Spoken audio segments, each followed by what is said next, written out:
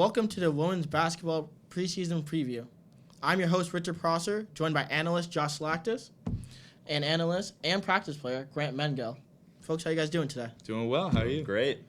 All right, let's get right into it. UConn comes into the season number 2 in the national rankings, right behind South Carolina. They are returning all 5 starters, and they have the 2 top 5 recruits in AZ Fudd, the number 1 recruit in the nation, and Caroline Ducharme. UConn also is bringing in grad transfer Dorka Juhas. With all these players coming in, my first question to you both is, which of the new players are you most interested in watching for UConn? So obviously there's the answer that everyone's probably going to be thinking, that's AZ. She's number 1 overall recruit. She's incredible. She's played with Paige consistently in the past. They have a chemistry built up, and she's going to be awesome to watch. But I just want to kind of point out Dorka. She is a really good player coming from Ohio State, the grad transfer. She's tall, she's 6'5", and adds a lot of depth to our front court. But not only that, she also was a really good scorer for them in the Big Ten. She was named first team All-Big Ten last season, and she put up 14.6 points per game and 11 rebounds per game. I think that she can come in and have an immediate impact in possibly the starting lineup. And I think having her on this team is going to add a lot of versatility defensively down low, in addition to the polish that Gino has consistently mentioned that she has shown in her offensive game. And yes, everyone thinks it's going to be AZ, but I'm going to go with Caroline Ducharme. First of all, 2-time Gatorade Player of the Year in Massachusetts, averaging 31 points and 15 rebounds. You can't put up those kind of stats in high school and not be expected to perform at the next level. And people forget, she's a top 5 recruit coming in here. So she does have those high expectations like AZ, like Paige, all those that have come before her. And for me, I think she's going to be a key for this team because she's almost like a Katie Lou Samuelson, where she's a catch-and-shoot, knockdown, 3-point specialist. And don't get me wrong, she can do more than just shoot the 3, but that's her biggest strength. And I think that's going to allow this team to space the floor and create driving lanes for others, which, if you have Paige and AZ attacking downhill with spot-up shooters on the outside, that's going to be extremely tough to guard this year. Yeah, Caroline's a lot taller than I realized, too. She's 6'2", right? 6'3"? She got some height, yeah. Yeah, she's definitely going to be a valuable player. Adds a lot of depth to the wing players, too. Mm-hmm. Well, UConn is very deep this year. One question I definitely have is, who do you think the X factor is going to be? For me, I think it's going to be the entirety of the front court. We've seen this backcourt over these last few years continue to grow and develop with Kristen, and now you had Avina added in as a transfer. You've had Paige coming into her own winning player of the year, and now you've got AZ, high expectations there. But we're going to win and lose games deep in March based off of the front court. We're going to need Olivia Nelson-Ododa to continue to step up and continue to develop. We're going to need Aaliyah Edwards to come in. She went to the Olympics this summer. She's got to show growth from that. She's got to come in, be physical, rebound for us, and be a low-post scorer that she can be, and she's shown in the past. And then lastly, we got Dorka coming in from Ohio State. And like you said, you don't go and average a double-double in the Big Ten on accident. You have to be a good player if you're doing that in a Power 5 conference. So it's all going to come down to those late-game scenarios. Who can command the boards? Who's going to set the screens to get other people open? And who's going to be able to put their back to the basket and put the ball in the hoop? This front court is going to be the key to going far this year. Yeah, I think you make a good point about the front court, because another thing that they're going to be really big in doing is kind of pushing that backcourt to the next level by allowing defenders to kind of focus on them in the paint. You allow the backcourt players to have a little bit more space. And speaking of more space, that's the person and that's the reason why I think that Kristen's going to be the X factor this year. I think she's simply going to have more space to work with. You have Paige, who has clearly dominated the headlines and shown herself to be an absolute superstar in terms of, just play in general, and in terms of the other team's scouting report. They're going to be very much focusing in on Paige, and I think that AZ is going to establish herself as a great shooter off the bat as well, causing defenses to have to spread out a lot. With Kristen, I think that she's going to benefit from this a lot. She didn't have the greatest of her shooting year last year, but she put up a lot of points, 16 points per game, which is the highest of her mark in the last 3 years. I think that goes up this year, and I think the reason I'm calling her the X factor is because if she can establish herself next to Paige as that other dominant scorer for this Huskies team, think about that. You have Paige, AZ who's going to come in, Kristen, who we already saw last year, but a better version, Avina, I think that in general, it's going to be an incredible backcourt for this team, specifically if Christian can make that leap. And I think that this team would definitely get pushed over that championship edge if that happens. There's going to be a battle for minutes there. You're going to see players who got minutes last year, like Nika, Mule, who it's going to be tough to find your way into the rotation this year just because there's so many good players on this team. The depth is really the strength. Yeah, I mean, you think about it, this team has maybe almost three legitimate lineups that could win conferences. They have backups that will win in any other league. They'd win the Big East with their backups. I kind of see it how when the Kentucky men's team had Karl Anthony Towns and they had Devin Booker, and they basically ran 2 platoons of 5. Like it's children's basketball. They could just throw 5 and then rotate the next 5 in. You could almost do that with this team right here. Yeah, their mix is incredible, honestly. And looking at their mix, you got to think about who's going to be closing out games this year. Like you said, there's a bunch of different talented players, but there's only 5 spots on the floor. Josh, who do you think it's going to be? Yeah, it's tough because I legitimately think there are 7 players on this team who could be the best player on the majority of top 25 teams in the nation. The lineup I'm going to go out with is Paige, Kristen, Avina, Dorka, and Aaliyah.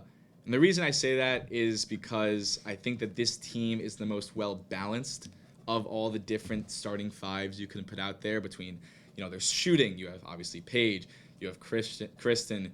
I mean, Avina can shoot the ball as well. Dorka has not much three-point shooting, but a lot of mid-range abilities. And then you have kind of that scoring level that Kristen and Paige bring specifically. You have the defense that obviously Avina specializes in. She's an incredible, versatile defender, so that's going to be big there. And you have 2 big men down in the paint being Dorka and Aaliyah, and I think that's important specifically when you're looking at teams like Baylor, like South Carolina, like Oregon, teams that have a lot of size down low that you're going to need to kind of combat with a defensive presence in the paint. And with that being said, you did leave out senior Olivia Nelson-Ododa. Yes. You opted for sophomore Aaliyah Edwards. Can you just talk about that for a little bit? I think Olivia Nelson-Ododa is going to be a huge player on this team. That's why at the beginning I said there's 7 players who I think legitimately could be the best on a lot of top 25 teams. She's one of those 7. AZ was the other one I didn't mention. The thing about Aaliyah, though, is that as a freshman, she came in, she was really good down the stretch, really good down the stretch. And obviously all the focus was on Paige in terms of her freshman year, but Aaliyah was really good too, and she showed that she could be a dominant force, specifically if she can take a leap up this year, just another offseason of training. I think that, her and Olivia were pretty close in terms of talent level last year, and I think that, I just opted for Aaliyah. I think Dorka brings a little bit more height that, she's 6'5", similar to Olivia, that we can have Aaliyah in there as well. But yeah, I mean, Olivia and AZ are going to be huge and play pretty much the same amount of minutes. It's just for the closing lineup, that's who I went with. For me, I went a little bit different. I went more of a small ball strategy here. I went with Paige, Kristen, AZ, Avina, and Aaliyah as your big man. And now you don't have the shot blocking that Olivia brings, but Aaliyah is a very physical player, and she rebounds very well. And these guards already rebound very well. Avina and Paige averaged about 5 rebounds a game, and Kristen averaged 4. So I'm not very concerned on the rebounding aspect of it. And then on the defensive end, like you said, Avina's a great defender, but I'm more concerned with team defense as a whole. And if you run with this lineup, it allows Paige, Kristen, AZ, and Avina to be able to switch any ball screen, any backdoor cut, anything they want, and they can just have a swarming perimeter defense to not allow anyone to get into that lane and get those layups up when there's no shot blocker. Basketball has been trending more towards a small ball strategy, and I think that this team can really utilize that this year. And like I said, Aaliyah's physical, and she can fill in as a 5 for spurts of time, especially if it's a closing 4-minute stretch. I think it's just going to depend on who they're playing. If you have teams like Stanford and South Carolina with dominant big men, you're going to put in, two larger players. You have teams like Oregon or other teams that, are a little bit more wing-oriented or guard-oriented. I think that's an incredible lineup that, you add AZ shooting to that. She's an incredible shooter. You're going to definitely see that this year, but that adds a whole other dynamic. So I think it's game script. Depends on where you're at in the game, too. Yeah. If you're down 5 or up 5. If you're down 5, maybe you're going to AZ trying to get a few extra three-pointers up there. Or if you're up 5, maybe you're going bigger, secure the rebounds, protect the rim. Yeah. I agree. It's tough. There's a lot of great talent on this team. And, hey, I can't complain about having a great talent. Not at all. Moving on. We all know the UConn, we're going to dominate the Big East this year. So let's dive into the out-of-conference schedule. UConn has the opportunity this year to take on top dog South Carolina. We have the opportunity to take on number 6 Louisville and the opportunity to take on number 7 Oregon. So my question to you, I'm going to start with Grant. Who are you most excited to play this year? I think it has to be South Carolina as the number one team in the nation in the preseason rankings. First off, I think that should belong to us. We return every single piece from last year except for Anamakarat, and we add in 2 top 5 recruits. I think that's enough that should put us over them. We also beat them last year in a very close, tight, contested game at home. We all saw what happened in overtime. Paige throws up the crazy shot, bounces off the rim, and somehow goes in to ice the game. Amazing. And now this year, we get to go to their place in a hostile environment in late January, and that's going to be a great barometer for where we are at that point in the season to really prove if we're the top dog and title favorites or just a title contender. That's going to be a great part of our season to show just if we can go in there and win that game, that's going to put the rest of the country on notice and say UConn's back, UConn is the favorite, and we have to compare ourselves to UConn and how they're playing. Yeah, I think with South Carolina, it's become a yearly rivalry at this point. And they play every year, and they're always good games, which is why I think it's going to be such an incredibly important competition for them when they head into South Carolina and play them to kind of, as you said, see who takes that number 1 spot in the rankings. Another thing to note is that not only the battle on the court is big between them, but the recruiting battle is big between them. The top 5 recruits of this past year, we know AZ and Caroline went to UConn. Number 2, 3, and 4 all went to South Carolina. So they're actually ranked the number 1 recruiting class, even though we had AZ and Caroline.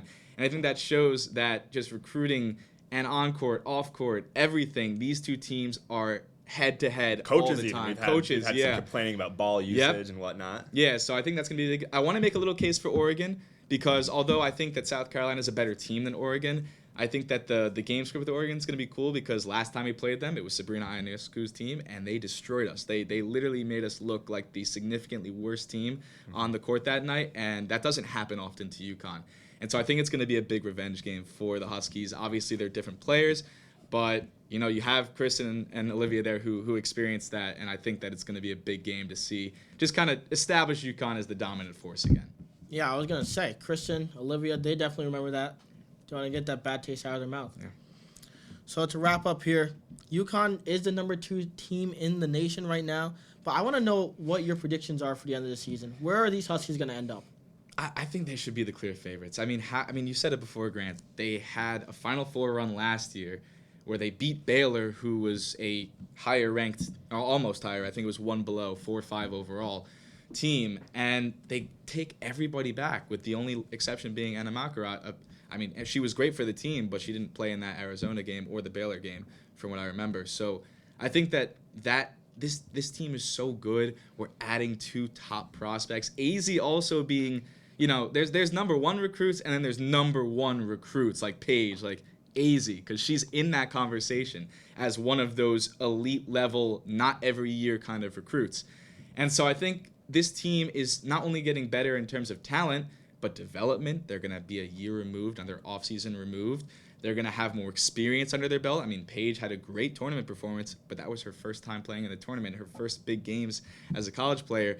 You have players like Paige and AZ and Kristen and Avina and Dorka, and I could go on forever. Olivia, Aaliyah, you keep going, that are all really strong individual players. And I think where we separate ourselves from the rest of the pack, from the South Carolinas and from the Stanfords, is that no one has a superstar like Paige. And I think that makes the difference.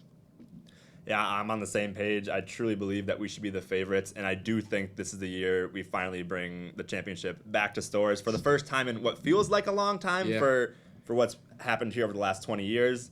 Like you said, we've got the star power, we've got the depth. That's a really dangerous combination overall. And now this team has tournament experience. Kristen and Olivia have had it. With the COVID year, it kind of threw things off a little bit. But now Paige got her first taste. Nika got her first taste. And AZ is going to be the type of player that's going to thrive under that kind of pressure. And like you said, she's not just a number 1 recruit. She's a once in a, not lifetime, but maybe generation something. She's a special number 1 overall recruit, just like Paige. And it's very rare to find 2 of those on the same team. This team also has the personality, the swagger, the coaching. It's the perfect recipe for success. This has to be the year for them. Yeah. And I agree. I think UConn's winning it all. Their roster's so deep, and they're hungry. This isn't the UConn of old. They really aren't. We haven't won since 2016. So Kristen, who's a senior, hasn't won. Olivia hasn't No one's won. won on this Avina team. hasn't won. So they're all hungry. They all want to win. They're all driving for it. And, this is our pedigree. This is how we play. So that's going to be it for women's basketball preview. Josh, Grant, thank you for joining me and the entire production crew. I am Richard Prosser, UCTV Sports.